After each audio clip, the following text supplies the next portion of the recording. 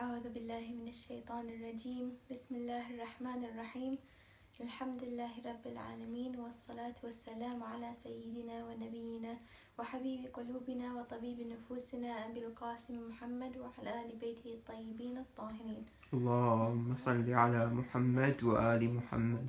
ربي اشرح لي صدري ويسر لي أمري واحلل عقدة من لساني يفقهوا قولي. Assalamu alaikum everybody. Inshallah, this is our fourth session for RSR 2020. I mean, with the situation of the world, we apologize that, this is going to be online for the next couple of weeks, but inshallah you are all safe and that you're taking all the precautions which we have been told by our religious scholars, which we should take to be able to keep our safety and everybody around us safe, inshallah. I mean, this is part of our ibadah in this month. It's our imtihan, and inshallah we are succeeding in that by following the instructions of those who know best. So as you can see by the title, we're not going to do another soul. So alhamdulillah, from the hadith of Imam Ali, we have looked at two souls, the plantic soul and the animalistic soul. So we have two left, which are the divine intellectual and the divine universal. However, we feel that it's important for us to introduce a few concepts before we can move on to the next soul. And this concept is called potentiality versus actuality. So that's what our lecture today is going to be about. But of course, before we start any of our lectures, we would like to recite Dua al-Faraj so that we can send the blessing and thawab of this program to him, inshallah. So, أعوذ بالله من الشيطان الرجيم بسم الله الرحمن الرحيم اللهم صل على محمد وآل محمد اللهم كن لوليك الحجة بن الحسن صلواتك عليه وعلى آبائه في هذه الساعة وفي كل ساعة وليا وحافظا وقائدا وناصرا ودليلا وعينا حتى تسكنه أرضك طوعا وتمتعه فيها طويلا برحمتك يا أرحم الراحمين اللهم صل على محمد وآل محمد وعجل فرجه الشريف. Alright, so because we are going to be doing the program online, we feel like typing may not be the strong point of many of our participants, so we are going to increase the quiz times to 20 minutes to give everybody an equal opportunity to be able to write the adequate answers or what they want to present and not just rush it because of the timing. So we really do apologize that. We saw that in the answers from last week, but hopefully increasing the time limit will give you a better opportunity to answer to your fullest, inshallah. And also, the last lecture is available online, so if you haven't been able to access it or do the quiz, we do ask you to do that, inshallah, before we get into the more, the harder topics when we come to the next two souls, inshallah. But you still have time for that. Alright, so potentiality and actuality. What do they even mean? They sound like really, really hard words. So the first thing we have to do is define them. So potentiality is defined by having or showing the capacity to develop into something. Here it says into the future, but it doesn't necessarily have to be in the future. The truth is that because we are limited by time in this world, that it usually is in the future, but in other worlds or in situations where time doesn't matter, it doesn't have to be in the future. But we'll give you an example of potential and what that means. And a great example for this is a seed. So a seed has potential to become a tree. So the tree, it exists in the potential of the seed, okay? So when we say that the seed has potential, we're not saying that, it will become a tree in the future. We're saying that it can become a tree in the future, okay? But the thing is, what kind of tree will it be?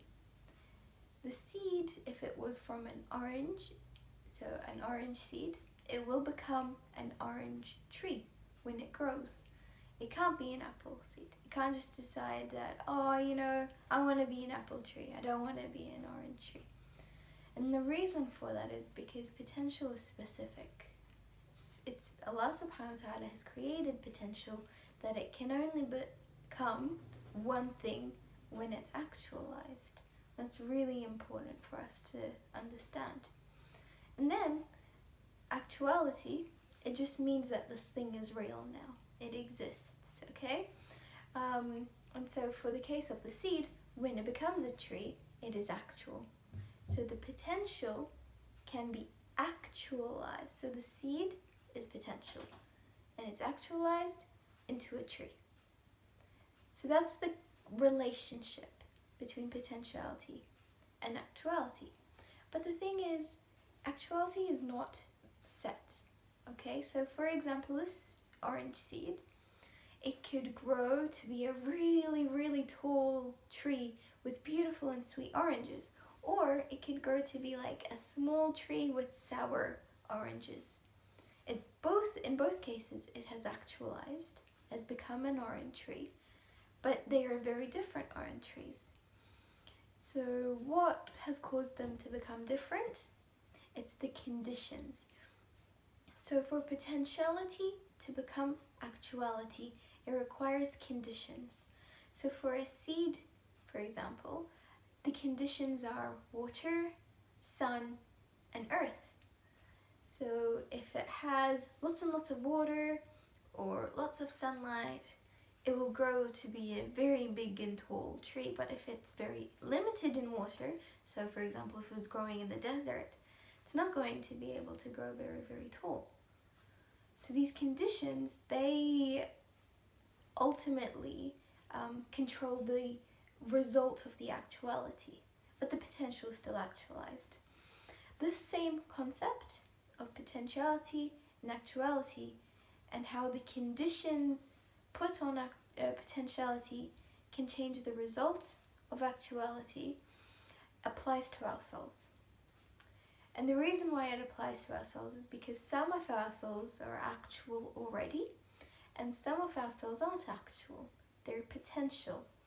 So what are these souls which are actualized? They're our plantic soul and our animalistic soul. And we know that they're actualized because we can use them now, fully. Okay? Whereas the potential ones are the divine intellectual soul and the divine universal soul. Which, what it suggests is that the first two souls, they're completely developed and we can access everything about them. We can access their characteristics and their tools.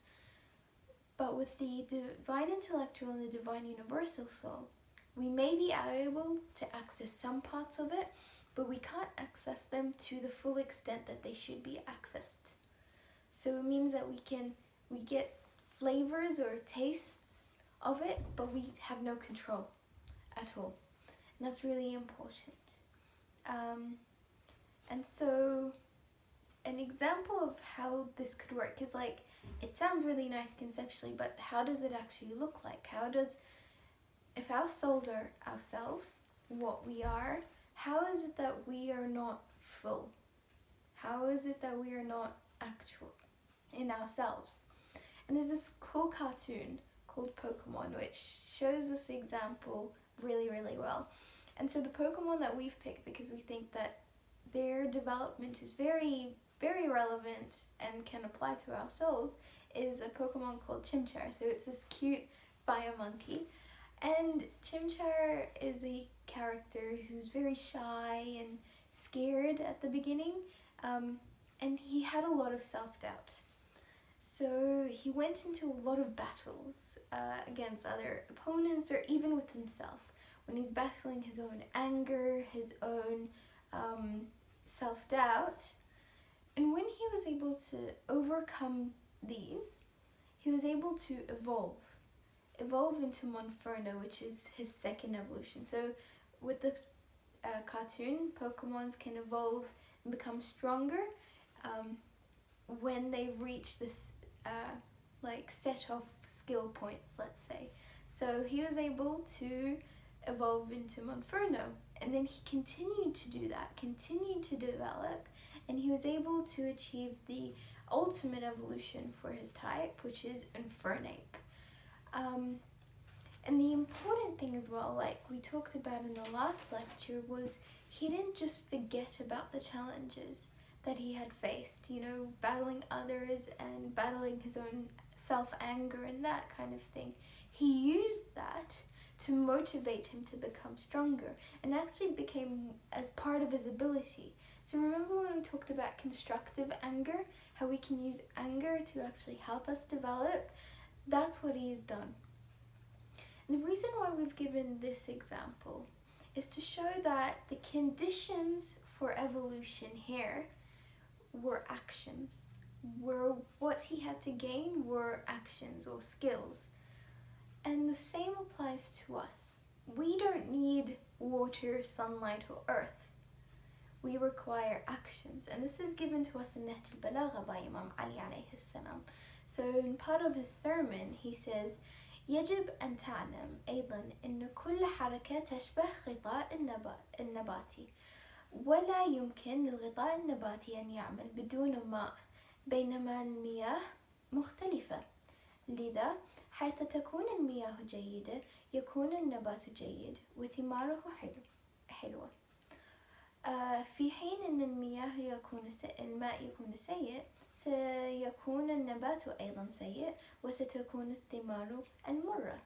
So the English translation for this is, you should also know that every action is like vegetation, and vegetation cannot do without water, while water is different.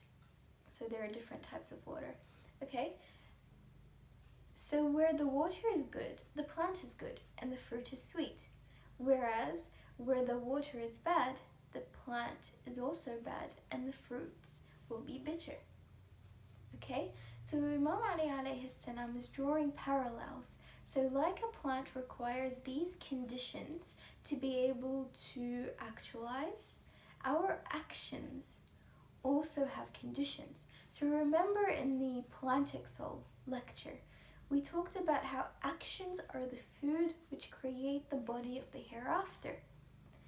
Not only are they now food for the hereafter, they are also conditions for our actuality. Alright, so what conditions influence our actions? A good example of this is our family. So when you're very, very young, your family pretty much defines to you what is good and what is bad. They teach you how to become a good person, okay? And you sometimes get punished for doing bad things, punished as in like timeouts and that kind of thing. All of that is part of their role as parents to help you to develop your moral compass and your sense of good and bad.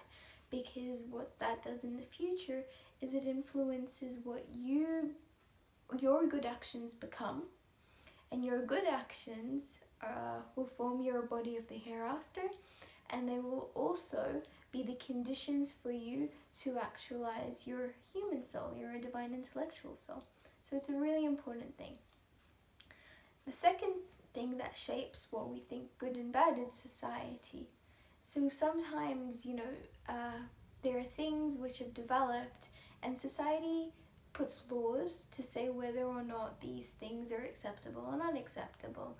I mean, of course, we have many clashes with this because, some things that society finds acceptable is not acceptable to us Muslims, but there are things that we do agree with. And a good example of that is, for example, the driving age. So in our society, to keep everybody safe, there is a limit that you have to be 16 years old. That's a good thing for us because what it does is it helps to control our actions to ensure that we are not causing harm for everyone. But I mean, in other countries, that law is very different. So what has happened is society has shaped what we think good and bad is. Because how in, for example, the Middle East, there isn't Like, there are kids who go driving, for example, and we think, oh, that is really unsafe. Like, how could you be letting your kids drive? But those different societies have different rules, and that rule has shaped what you think good and bad is. And so that influences your actions as well. And there is no way of us to judge whether something is good and bad in terms of a society standpoint if it's not already given to us in the Quran. It's a pure opinion, and that's absolutely fine as well. As long as our actions reflect what we believe, inshallah, that is fine. And another condition for our actions is education, how much we know. So someone who doesn't have much information will do things very differently from someone who has a lot of information about something, or correct information about something. And you know, in the first lecture how we talked about what kind of knowledge is the most important, and it's the knowledge of Allah subhanahu wa ta'ala. This also applies as a condition, especially when we're talking about the actualization of our soul, because some information is truly useless for it to us in this world. Yeah, we still learn it, but then there's really important information which will really help us develop in terms of our actualization, and really help shape our actions so that we build our hereafter bodies. And that is the kind of information that we require in our life. And so we always associate, you know, university and school to be the biggest source of information. But the truth is, if we're looking at the types of information we're learning, the most important sources of information that we have in our daily lives could be anyone who teaches us, you know, our religious studies.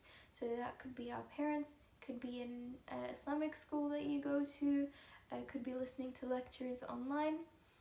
All of this are, you know, they're valuable conditions that we need to surround ourselves with if we want to be able to actualize our souls. And we'll get later on into why we want to actualize these souls, inshallah. But the most important of all conditions is the intention. And the reason why is because if we make everything that we do in our life, every action for Allah subhanahu wa ta'ala, it automatically becomes part of our building of the soul and part of a condition for our actualization. As we said in the first lecture, that the intention helps to create al-ibadah al-amma, the general worship. So if we turn every action into worship, then we're definitely on the way to Allah subhanahu wa ta'ala, to get closer to Him. And Allah subhanahu wa ta'ala reiterates this in the Quran. So this is in Surah Al-A'raf. Allah subhanahu wa ta'ala says, وَالْبَلَدُ الطَّيِّبُ يَخْرُجُ نَبَاتُهُ بِإِذْنِ رَبِّهِ وَالَّذِي خَبُثَ لَا يَخْرُجُ إِلَّا نَكِدًا كَذَلِكَ نُصَرِّفُ الْآيَاتِ لِقَوْمٍ يَشْكُرُونَ. And the good land, its vegetation emerges by permission of its Lord, but that which is bad, nothing emerges except sparsely with difficulty. Thus we do diversify the signs of a people who are grateful. So Allah subhanahu wa ta'ala is saying that if we have good conditions, that still doesn't mean that potentiality can become actuality, because there is a second thing that must occur, and it is that you have the permission of Allah subhanahu wa ta'ala, the permission to be able to actualize. We usually say that in the Arabic culture there is this tendency to spam the use of inshallah. We say inshallah for everything. It's pretty much second to yes, you know, we use it instead of yes. And we get sometimes comments saying that, oh, you shouldn't be using a word unless you truly mean it. But the thing is, if we want all our work to be for Allah subhanahu wa ta'ala, and we're making the intentions every day that for every action it's for Allah subhanahu wa ta'ala, then we do want to spam the word inshallah. We want to say the word inshallah for everything. so that Allah subhanahu wa ta'ala will acknowledge our work and help make this work worth it by making it the condition for actualization, so that He gives us this ability to actualize our potential, inshallah. But there's no point, I have to reiterate this, there is no point of us trying to actualize our potential if we don't have the conditions there to actualize it. And inshallah, in further lectures, we will look specifically at what these conditions are, inshallah. So when we are trying to actualize this human soul, as we're calling it, the human soul, does this mean that we're not human yet because we don't have it? It's in potential. I mean, we have it, but it's in potential. We can't use it properly. So does that mean we're not human? That doesn't really make sense. What could we be otherwise? I mean, in Western society, a human is defined as a species. You know, if you're Homo sapien, you're human. But last week we introduced this hadith by Imam Ali, which was narrated to us through Imam Sadiq alayhi salam, which stated that angels had intellect and animals had desires, and the sons of Adam, humanity, has both of these things. So if we look at ourselves, do we have these two conditions? We do. So we are human. So when we actualize our soul, what do we actually become? And this is what we want to look at. So this hair is what we associate to a human, correct? But could there be a level of humans which we can read, like a extra level of humanity, something which is even more profound that we can reach? There is, and there's this concept which is called the insan al-kamil. Alright, so at the moment we're insan, but we have this ability to reach insan al-kamil. Alright, but what is insan al-kamil? And we look at one of our great scholars, Shahid al-Tahari, and he says الإنسان الكامل هو الإنسان الذي وصل إلى أرقى درجات الإنسانية ذلك الحد الذي لا يكون فوقه إنسان. So the English translation to this is, the complete human is the human which has reached the pinnacle of the levels of being a human. That level which there is no level of humanity beyond. So here he translates the word kamil. So from insan al-kamil, the word kamil is translated into complete. But what does it mean? Like, so are we full humans now? No. Complete humans. Here we want to look at some terminology because we feel like the translation loses the meaning of kamil.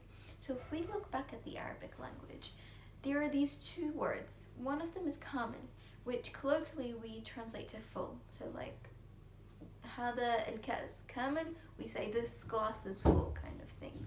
Alright? But then there's another term which is tam. And tam is translated to complete, colloquially. Okay? So they're a lot of the time used as synonyms. And the reason why we know that they are used as synonyms is because they have the same antonym. And this antonym is naqas. However, if we look at the Quran, Allah subhanahu wa ta'ala uses these words very differently.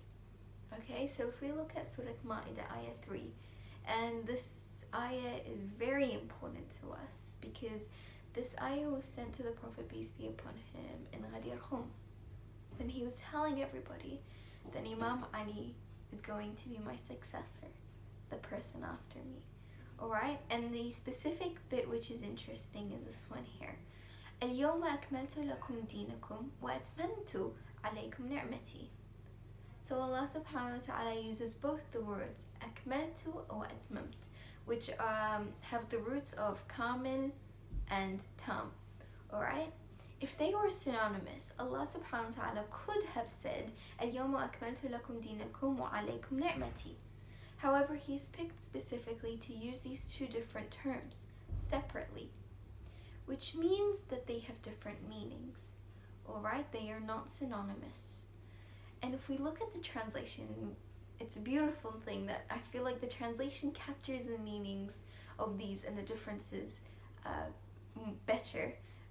And so in the translation, if we look at the part, this day I have perfected for you your religion and completed my favor upon you. So kamil here is translated as perfect, alright? Whereas tam is translated as complete. So now we know that one means perfect and the other means complete. How does that look like in real life? Like, what is a application of this where something is tam but not kamil, and something is tam and kamil? And the example that Shaykh Mutahari gives is that of a mosque, alright? So he says that the purpose of the mosque is that people can get together and do their worships in one area, and we can have a lot of, people doing the same thing in this one place, alright? So when we're building this mosque, if the structure is incomplete, like one of the domes wasn't there, there's this giant hole at the top, we would say that this mosque is not tam. It has not been completed structurally. And because of that, it cannot be used. Because if there was someone in there and it rains, you'll be wet. You won't be able to perform the function that this mosque was built for. Alright? But if if the structure is complete, it is tam. It is tam. But why isn't it kamil? So let's say if we go to the inside and there are so many shelves in this mosque, but there are no qara'in, no mafatih al-jinan, no turab. How are we going to do the purpose? How are we going to worship? If we have nothing to read, if we have nothing to source the a'mal from, if we can't even pray because we have nothing to do sujood on, we can't do what the mosque was built for.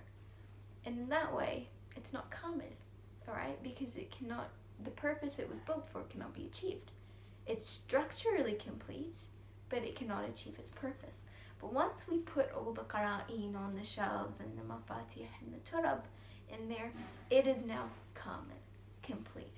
Because now it can be used for its purpose, which is for people to get together and to worship Allah subhanahu wa ta'ala. Alright? So in terms of us and our humanity, we are tam. We're complete humans because we have the structural frame and the abilities by our intellects, by our desires, to be able to achieve our purpose. But we're not kamil because we haven't yet been able to achieve it. Alright? So, is there a way, are there people who have achieved this? Are there examples of insan kamil in their life? Or is it an unattainable status? I mean, it would be unfair if it was an unattainable status, because it means that Allah subhanahu wa ta'ala has created this potentiality in which it's impossible to achieve, impossible to actualize, and that's not fair. But no, we do have examples of insan kamil. And the most perfect, the most kamil insan that we have is our Prophet, peace be upon him. He has reached a stage that no other creation of Allah subhanahu wa ta'ala has reached. Like we know in the story of Isra and Mi'raj, Jibreel had to stop and he said, I cannot go beyond this point. And the Prophet, peace be upon him, continued. He is Habibullah. He has reached the highest status that an insan could ever reach. Alright? But there are other people who have also reached insan al-kamil. The imams and our prophets. Now you may be wondering, oh, that's not really fair because they're ma'soomeen. They are the perfect people. They have not done anything wrong in their life. That doesn't really apply to us. We have many faults. There are many examples of insan kamil who aren't ma'soomeen as per se in the definition of asma. Alright, okay. And some of those include Luqman, which Allah subhanahu wa ta'ala has quoted in the Quran. Others are Nisa al-Alameen. Others could be Zainab and Abbas alayhi salam. they are all insan kamil. And inshallah we will be able to reach that status. I mean, there are many examples, but we only know these specific examples because they're the examples that we have been told or confirmed to be insan kamil. But there are many insan kamil which we won't be able to confirm because, you know, and no other insan kamil has told us that they are insan kamil, if you know what I mean. But it is definitely an attainable status, and inshallah that they can become our role models so that we can strive and achieve our purpose as well and become that full and perfect human being. But now we want to return to us, the human development. Our plantic and animalistic soul were also potential sometime. I mean, now they are actualized, but they were potential at some time. Alright? A human being at the start, remember we said that the plantic soul is given to us at conception. Before conception, it was still potential. Before we were a single cell, that plantic soul was in potential. And we said that the animalistic soul was given to us when we are around 4 months. And that's because we hadn't developed our senses yet, or a brain to be able to understand these senses. So before then, the soul was in potential. Okay? And we now have actualized these, but we're still in potential. Potential to become insan kamil. It's a really nice concept. But we are going to now use the example of the development of a human to parallel ourselves of how we are now and what we should be like. Okay, so a baby is a potential, or a embryo is a potential human, and they are developing. What are the conditions for their development? What is the condition that a baby requires inside the mother which helps it to become an actual human being in this world, being able to live in this life? Because a baby, it can't live outside the womb yet. It hasn't developed enough to be able to live outside. So the development inside the womb is very important for the child to be able to become a human living in this world. Okay? And so these conditions are nutrients through the umbilical cord, heat from the mother, a stable environment. It's warm, it's dark, it has like specific acidity or alkali, like there's very specific conditions that a child can live in. Alright?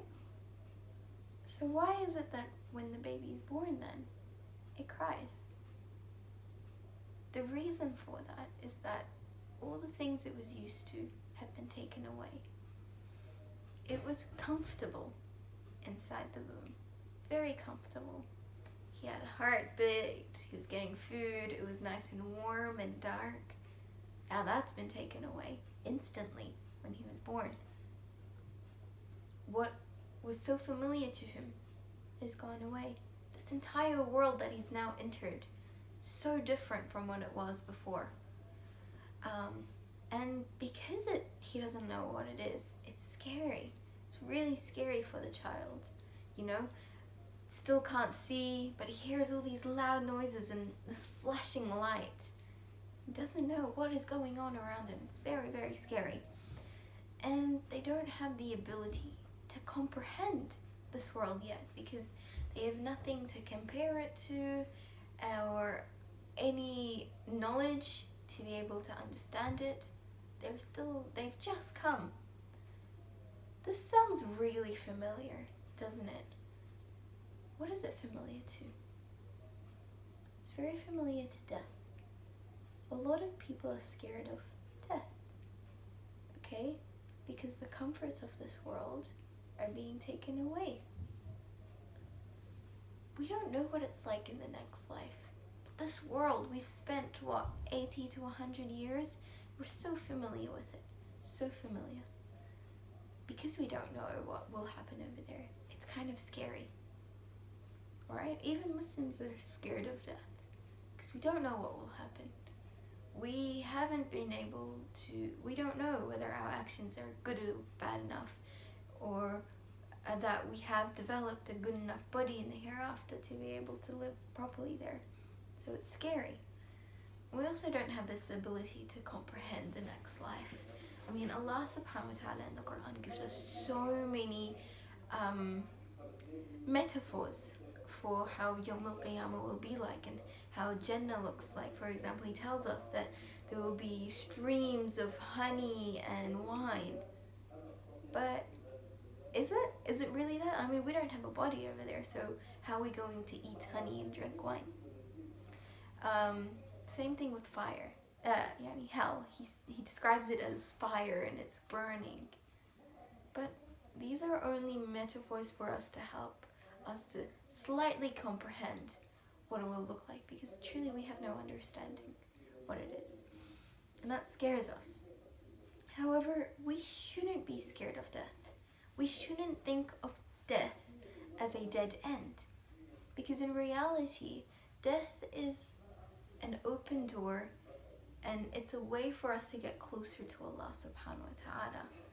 Alright, this world was put here temporarily so that we can develop, so that we can actualize our soul. It is a condition for our souls to actualize.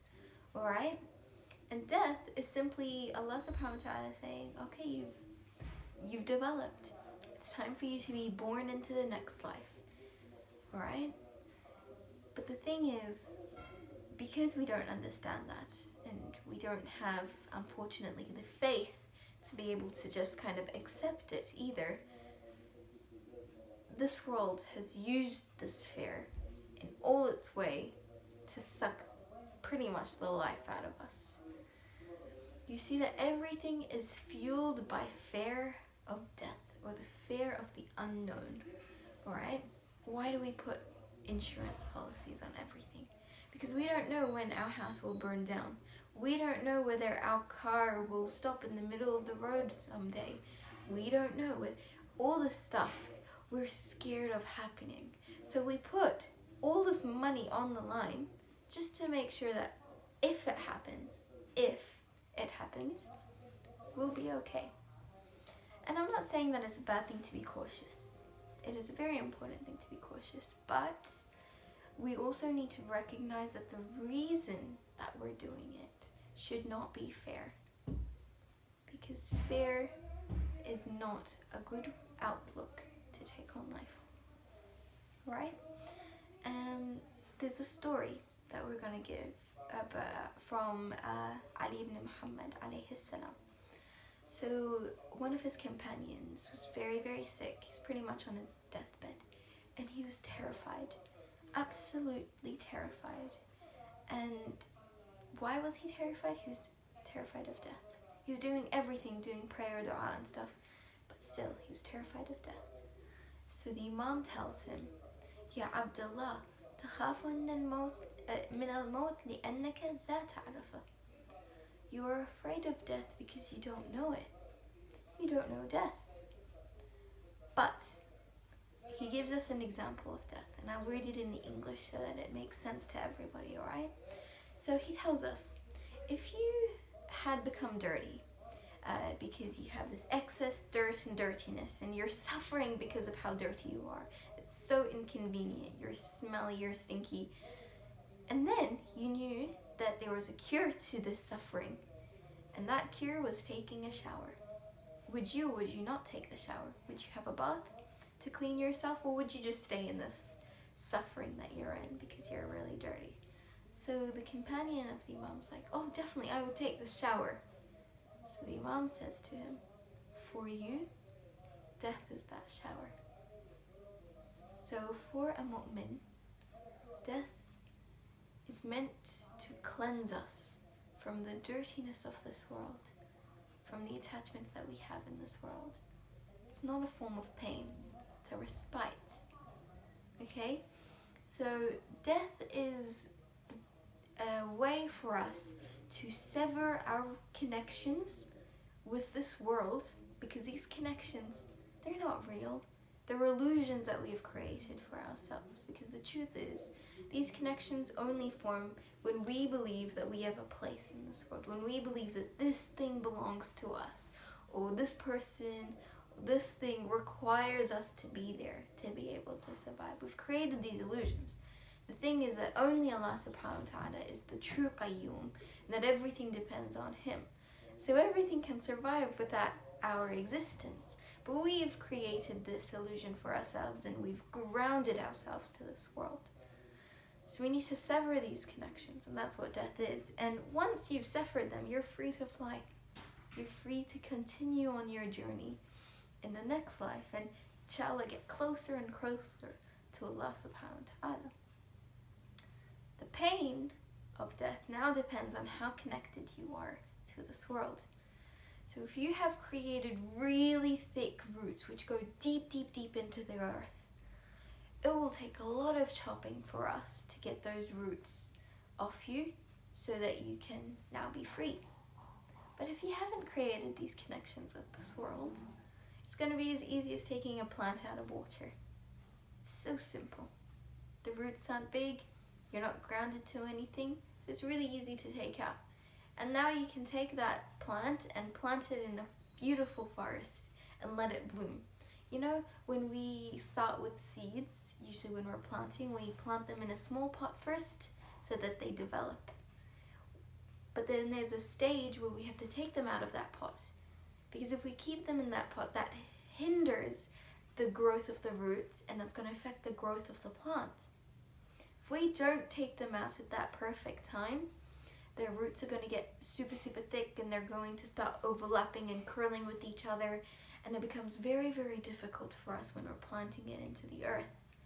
So what happens is that if you're a planter, you know this, you have to slowly, slowly untangle these roots, and sometimes they're so tangled that you accidentally break some of these roots, and that could be painful for that tree. So what we are trying to do in this world is to make sure that these connections, they're not strong, and so that when Allah subhanahu wa ta'ala takes us out of the pot and we're planted into the next life, they will be easy. No restraint, no need to cut our roots, inshallah. Okay?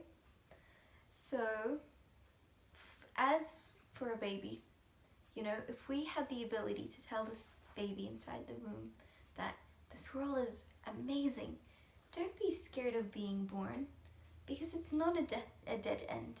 Being born is just a door to the beauty of the creation of Allah subhanahu wa ta'ala that He's made for us. This world is beautiful, so much more beautiful than the womb. Please don't be afraid, and please come out.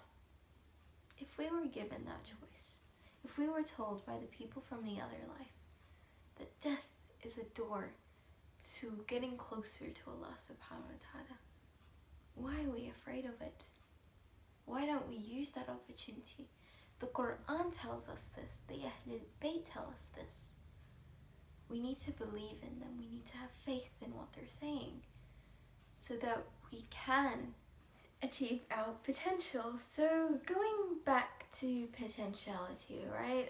Allah subhanahu wa ta'ala is the only one who can determine this point for us when we die.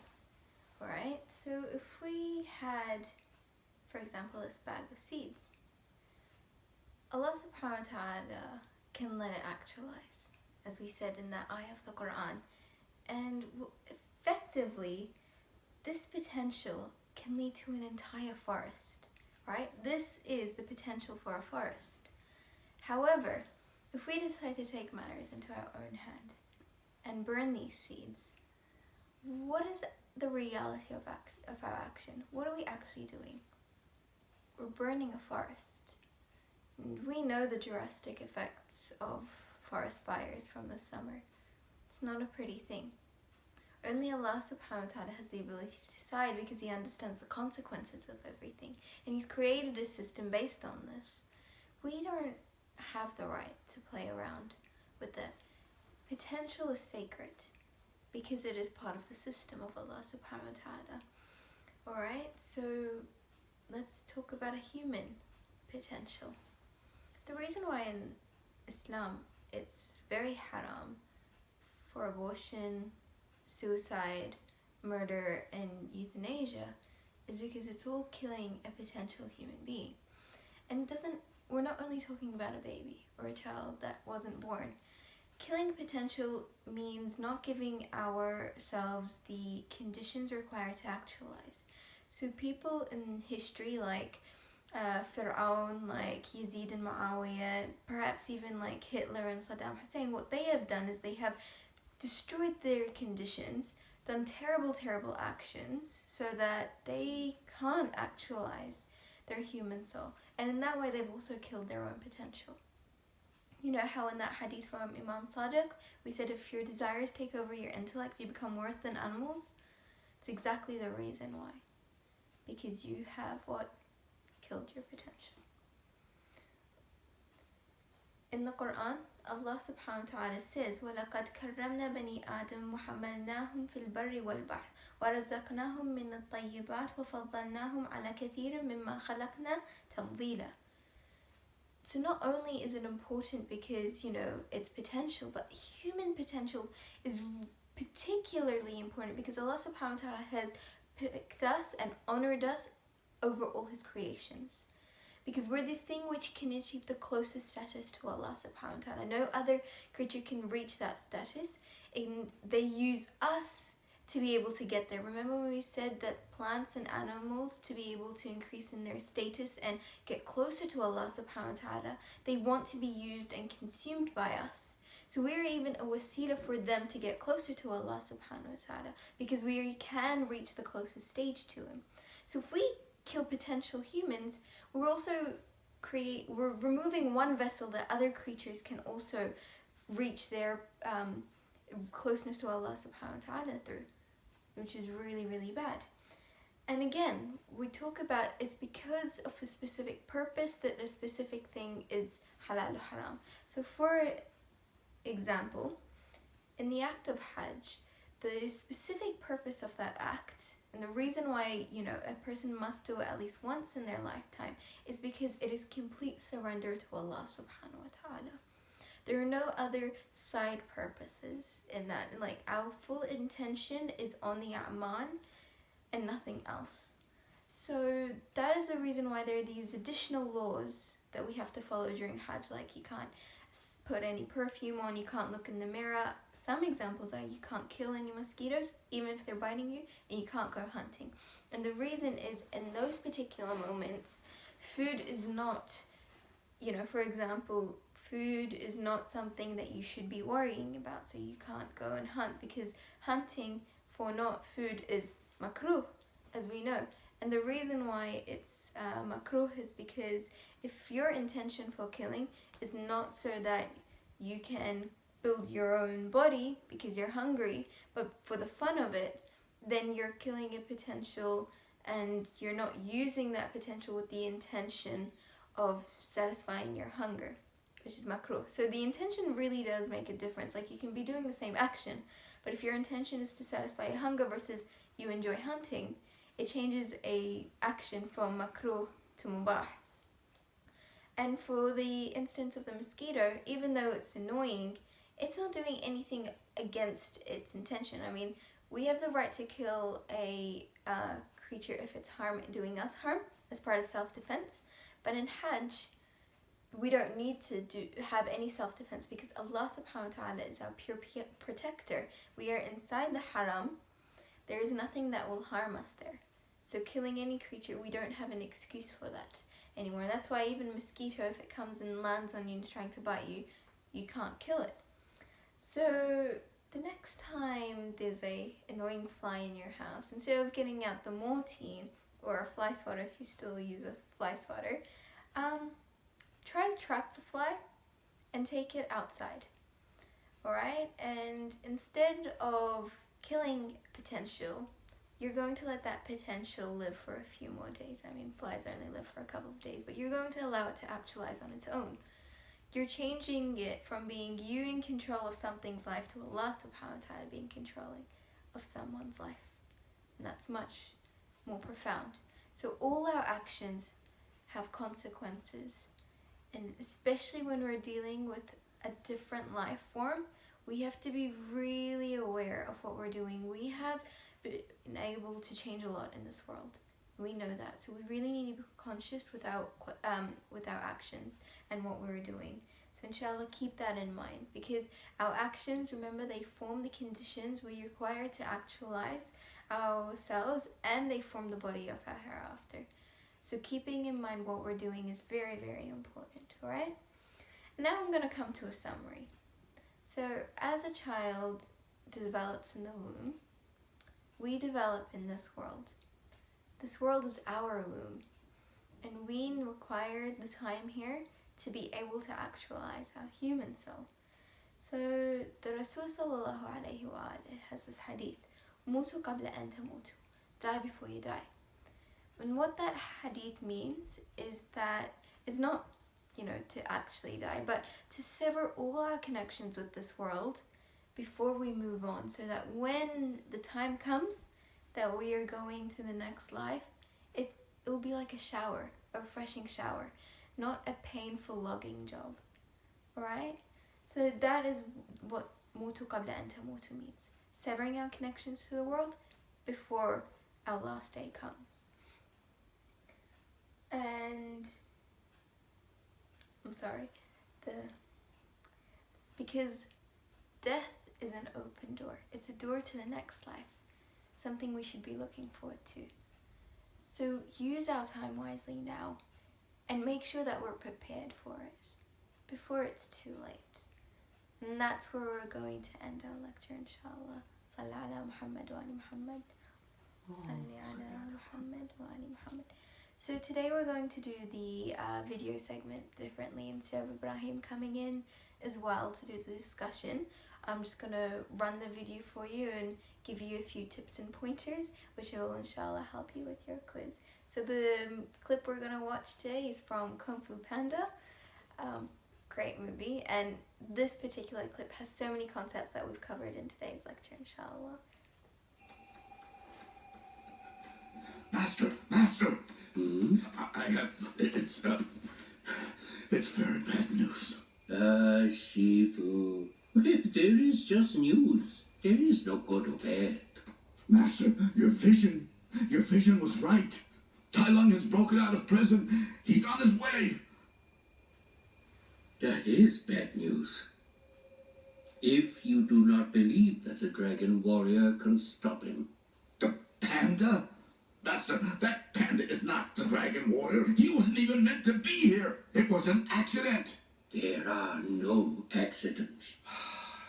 Yes, I know. You've said that already. Twice. Well, that was no accident either. Thrice. My old friend, the panda will never fulfill his destiny, nor you yours, until you let go of the illusion of control. Illusion? Yes. Look at this tree, Shifu. I cannot make it blossom when it suits me, nor make it bear fruit before its time. But there are things we can control. I can control when the fruit will fall. And I can control where to plant the seed. Hiya! That is no illusion, Master. Ah, yes. But no matter what you do, that seed will grow to be a peach tree. You may wish for an apple or an orange, but you will get a peach. But a peach cannot defeat Tai Lung. Maybe it can, if you are willing to guide it, to nurture it, to believe in it. But how? How? I need your help, Master. No, you just need to believe. Promise me, Shifu. Promise me you will believe. I will try.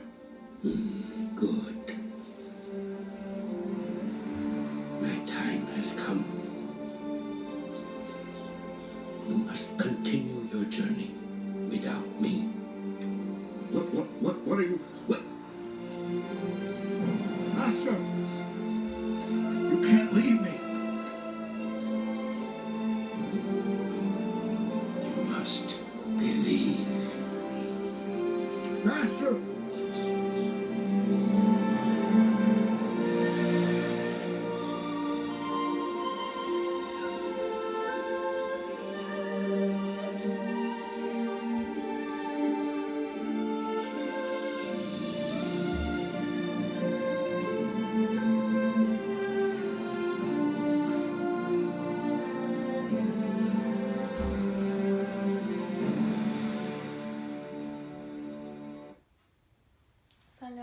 محمد وآل محمد اللهم صل على محمد وآل محمد. So there are a lot of concepts in that video which we can link to today's lecture, but there are three that I want to point out. The first one is when Ugo is talking about the seed of the peach tree. He tells Shifu that you cannot control the seed. You may want an apple or an orange, a tree to come out of that seed, but because it's a peach seed, you will only get a peach tree. And that's talking about how potentiality is specific, as we said before. So that was a nice link. A second one that we can look at is how easy it was for Master Uguay to die. It was actually a beautiful thing. And the reason why is because he recognized when his time has come and he was ready for it. There was nothing he was afraid of when it came to death, and that's why it came to him as a beautiful thing and not something to be afraid of. And even though Master Shifu, was a bit sad about it, he also recognized it, and so he accepted the fact that Master Uguay was moving on. It's a really nice thing. And the last concept which we think was super important from this video is from the discussion between Uguay and Shifu. So Uguay saw potential in Po and picked him so that he can be the dragon warrior, the panda. Shifu doesn't see that potential in Po, and so he doesn't want him to be the dragon warrior. He thinks that there are his students are more equipped to becoming the dragon warrior. So Uguay tells him, you need to get rid of this illusion of control, because you have a perception of what the dragon warrior should look like, and you're trying to create the dragon warrior based on this perception. That's the control he's talking about. But what he tells him is that you need to believe in the panda so that he is able to become the dragon warrior. He tells him, promise me, Shifu, promise me, you will believe. So why is belief here really important? Because for Shifu to believe in the dragon warrior is one of the conditions for Po to actualize his potential, because later on in the movie there's this entire training sequence where when Shifu realizes that Po can become the dragon warrior, he starts to train him, and without that training Po can't be the dragon warrior. So believing in Po's potential was a condition so that Po could be trained so he can actually become the dragon warrior. So that's super important. And how do we link that to us? Well, Allah subhanahu wa ta'ala instilled this potential in us, this potential to become insan al-kamil. If we don't believe we can actualize that potential, we're not going to work for it. We're going to give up on it, and that may kill that potential. Okay? But our Imams and Prophets, they believe in our potential, and so they've given us many ahadith in many ways in which we can achieve that. And so we need to believe in Allah subhanahu wa ta'ala and what He's given us. Believe in the Imams and the Prophets and what they are telling us, and also believe in this potential that's inside of us and actualize it. So those are the concepts that we got. Inshallah, that helps with the quiz. So, we'll end it there. So, Salli ala Muhammad wa ali Muhammad. Salli ala